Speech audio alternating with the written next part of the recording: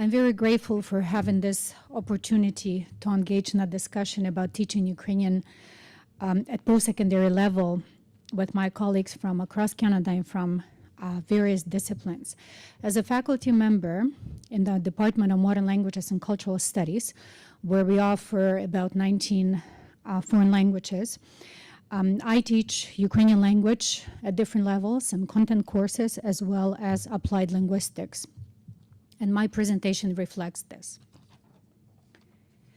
Over the past decades, we have seen a steady decline in the numbers of Ukrainian language and literature courses taught at universities in Canada with programs in Ukrainian. The vivid decline is a disheartening situation where programs built over long periods of time and at great efforts by the Ukrainian community gradually unravel. The most telling signs of these declines have been the following: reduction in the number of professors, not hiring replacements, lowering of the language levels taught, reduction of advanced level courses, curtailment of majors in Ukrainian, loss of graduate students, and as a result, teaching assistants, future academics trained in teaching and pedagogy. The focus of discussion on this issue have more often than not focused upon returning the programs to their previous levels, reinstituting the variety that had existed at various periods in the past, and raising the number of students focusing their degrees on Ukrainian studies. This approach may be faulty, as it does not address the needs of today's learners. We have to consider that the motivations of today's learners have changed. This must consider that the educational and professional focus of students today is vastly different than those of learners from 40 years ago. With this in mind, as a response to these challenges, my PhD student Olena Sivachenko and I conducted a research study on what motivates and what demotivates today's students to enroll in Ukrainian studies courses. The study was conducted at one Canadian university with a Ukrainian studies program, and the results will be published shortly. Today I would like to present our results. In our study, we questioned who are today's students in Ukrainian studies at post-secondary level. What motivates and what demotivates students to study Ukrainian language, culture, folklore, literature, linguistics, and history. We study four groups of students. Students taking Ukrainian language courses, those in Ukrainian content courses. Group 3, students who took a language course at post-secondary level in the past but did not continue. And also Group 4, students who are active in Ukrainian community, who have never taken any Ukrainian studies courses, but are potentially interested in Ukrainian studies. The objectives were to study our data both quantitatively and qualitatively. And here's some information about our participants. In total, we had 60 students. Out of all participants, 93% are students of Ukrainian descent, 33% are in various humanities programs, 23% of participants are in sciences, and 20% have not yet defined their major. We used Dorney's motivational framework, which conceptualizes motivation at 3 different levels. The language level, which we replaced with a subject area level because we studied not only language courses, the learner level, and the learning situation level.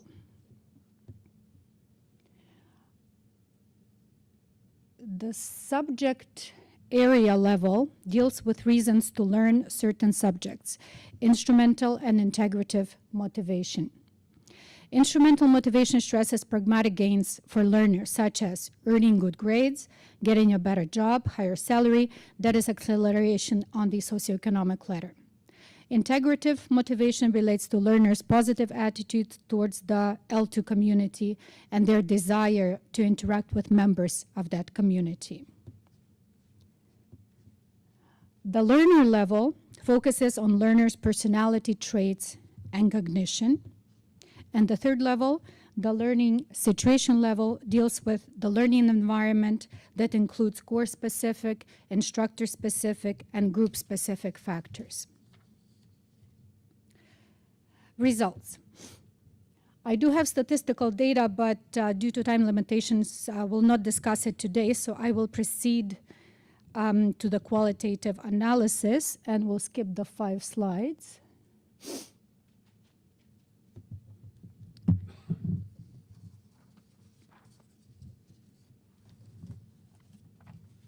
Our qualitative analysis shows that at the subject area level, motivators are importance of preserving one's heritage, being part of the Ukrainian community and supporting Ukrainian studies.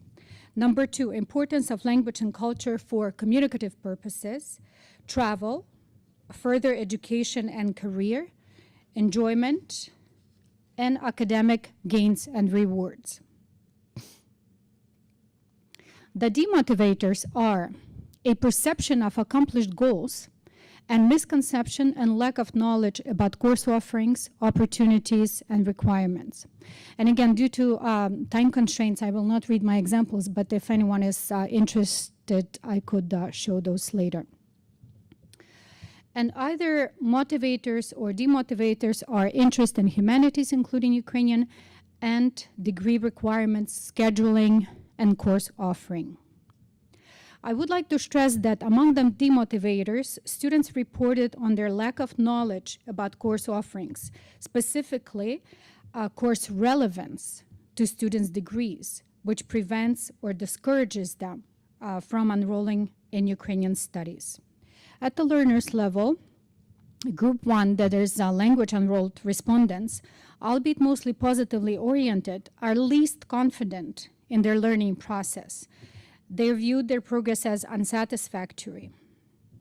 These results suggest that these students' learning expectations were not fully met, and in future, these students will most likely drop out of the program.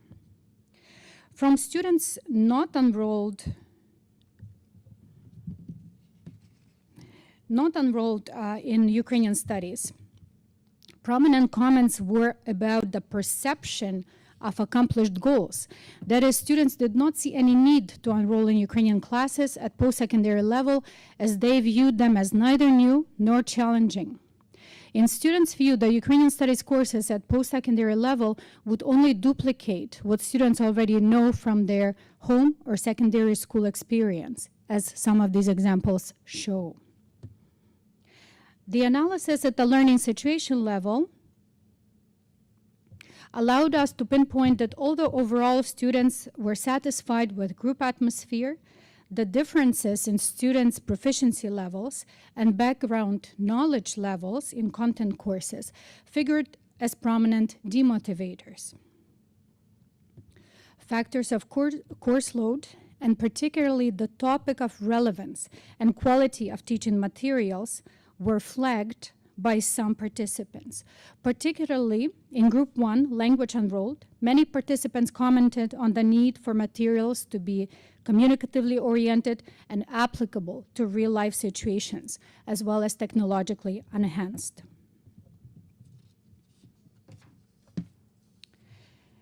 Additionally, an important comment in Group 1, which served as a demotivator for some students, was about the variant of language taught, specifically a lack of acknowledgement of existing variants of the language. And in this case, the variant student uses in his or her home, as again in the following example you see here.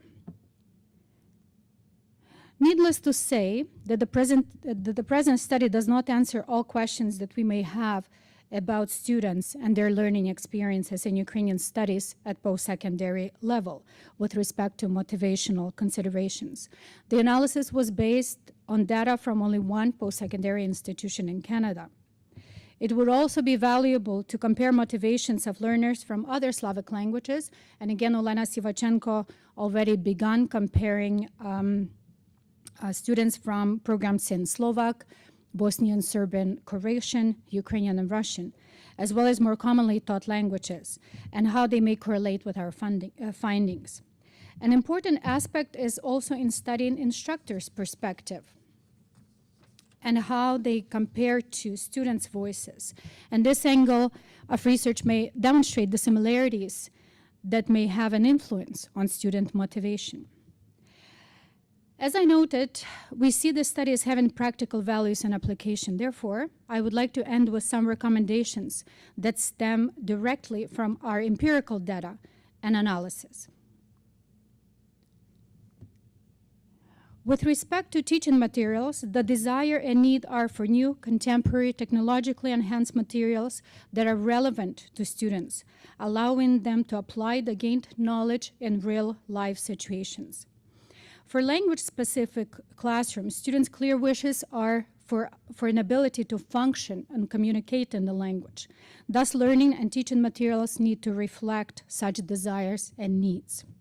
Number two, with respect to language teaching, regarding a variant of the language taught, in our view, the contemporary Ukrainian as spoken in Ukraine is to be taught at the post-secondary level. Importantly, teaching awareness about language variants, fostering tolerance towards different language varieties to which some students may be very sensitive, and promoting inclusivity are to be seriously considered and implemented into the learning process. Number three, about instructors, students require clarity of instruction, an outline of course objectives, clearly communicated expectations, as well as an establishment of a fair and transparent grading system. Especially in language teaching, different levels of students' proficiency proved to be one of the highest demotivators, which influenced the perception of group atmosphere, grading, self-efficacy, and perception of students' progress. This factor requires thoughtful attention. Assessment techniques needs to be developed accordingly. Appropriate placement tests are strongly advisable. And now, more general recommendations. Informing students about course offerings and how these courses are relevant and applicable to their degrees and possible careers need to be made explicit in the form of marketing campaigns and student outreach activities. Students need to be better educated about course content in order to be better judges of what they have already accomplished and what new knowledge a particular course could bring to their overall educational and professional experience. In this respect, we must note a failure among our programs to underline the value of studying Ukrainian at the university level. We are failing perhaps to motivate students that learning at the university level will lead to higher degree of knowledge and functionality and with their other studies. Regarding specific courses, we need to refocus the content courses we offer. Students are not interested, as in the past, in the narrowly defined courses. We noted that the interest of today's students is in functional use of language and functional use of knowledge. Content courses of interest relate to today's Ukraine, importantly not from philological perspective in a classical sense, and Serhiy Yekelchik talked about some of this yesterday. Our courses must adapt to the new realities of today's learner. This then leads to the question of Ukrainian major or minor.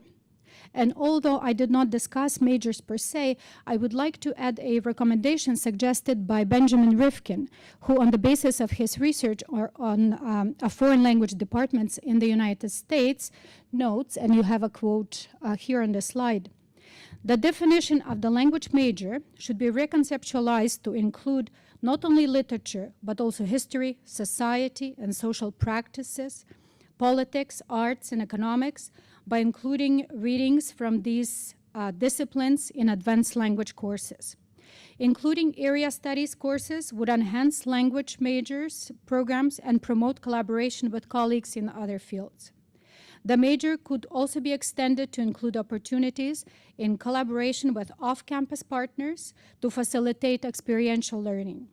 Faculty members might consider establishing major tracks one for language and literature, and another for language and civilization, end quote. Some of these recommendations are not claimed to be new, but nevertheless, they deserve attention and special consideration, specifically at times when enrollment numbers in less commonly taught languages, Slavic languages among them, are often not on the rise. Currently, we're witnessing certain shifts in humanities overall, and our study is the first step into understanding what may be shifting and how these shifts may be questioned and approached.